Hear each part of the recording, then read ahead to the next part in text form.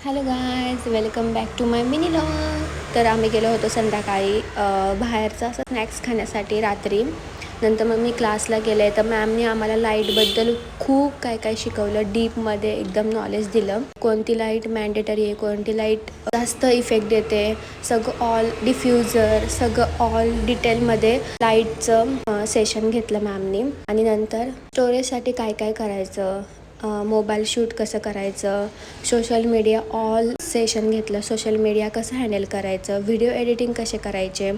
आणि मग नंतर लंच ब्रेक झाला आणि आम्ही लंच ब्रेकनंतर चहा प्यायला गेलो होतो.